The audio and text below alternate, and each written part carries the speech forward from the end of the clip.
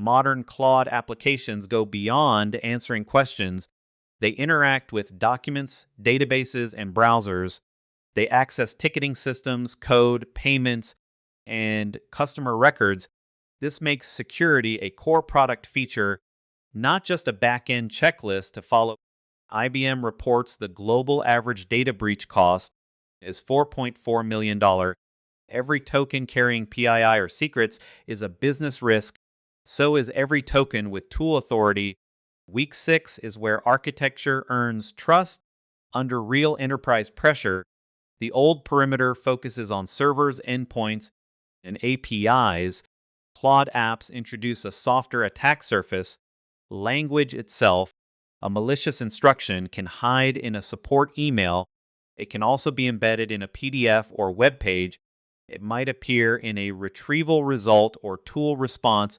Traditional filters catch payloads effectively, but they struggle to distinguish trusted from untrusted instructions.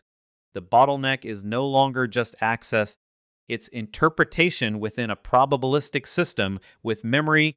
Prompt injection works because the model gets all input through one channel. It receives instructions, examples, and attacker-controlled text together. The attacker doesn't need root access. They only need influence over the context.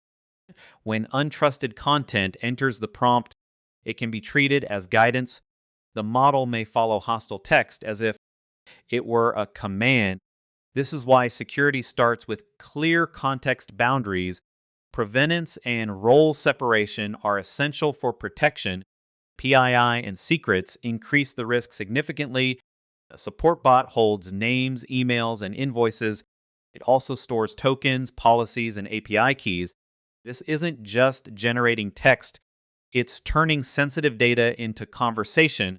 If secrets appear in prompts or logs, they can leak. They can also surface in system messages or documents. Assume exposure if sensitive data is present. Leakage often stems from early architecture choices. These decisions are found out too late. The breakthrough is architectural humility. Never ask the model to be the vault, firewall, or policy engine. Claude can reason, classify, summarize, and plan. Deterministic systems must own identity, authorization, and masking. They also manage approval gates, audit logs, and irreversible actions.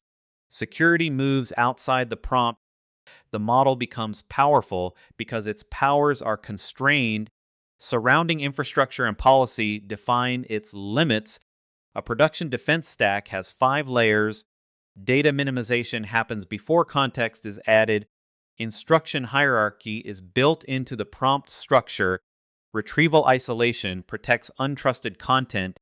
Tool permissioning controls access at runtime. Monitoring occurs after execution completes. Each layer assumes a previous layer might fail. This shift moves from secure prompt to secure application. Safety is no longer just about wording. It's now about control flow, policy, and evidence.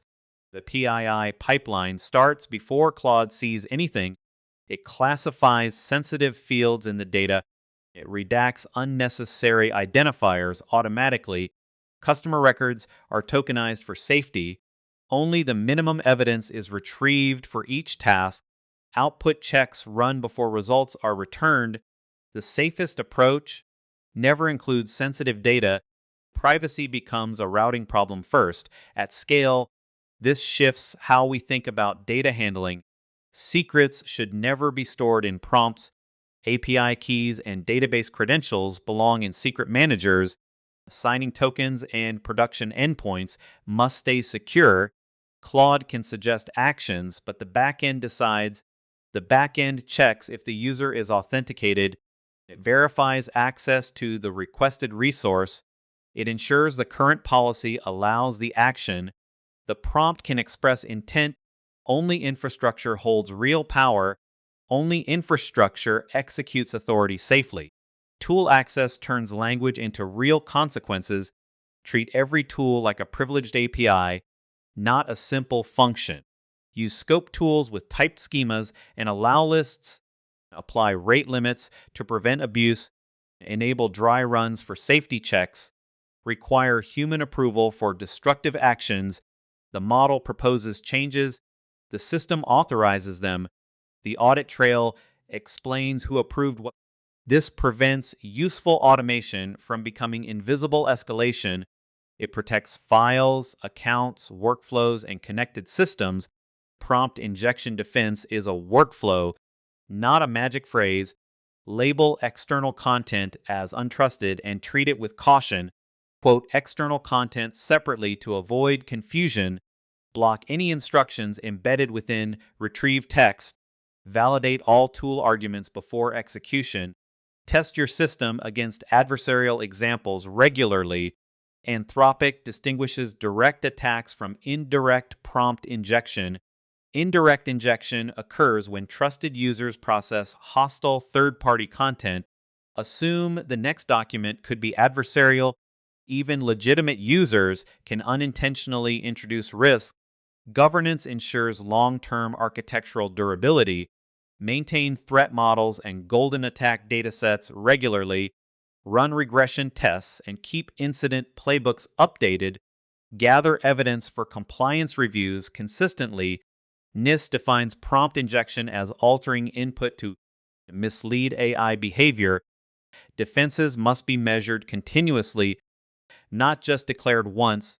Mock exams should test design judgment and operational trade-offs, evaluate accountability and incident response skills, avoid testing only memorized slogans or buzzwords. The future Claude architect designs for controlled agency. The winning systems won't be the most autonomous, they'll be the most inspectable. Personal data is minimized, secrets stay outside the context, tools run with least privilege, prompt injection becomes an expected input class, trust is engineered before intelligence is unleashed. That's how AI moves from demo to dependable infrastructure. Secure builders make autonomy auditable.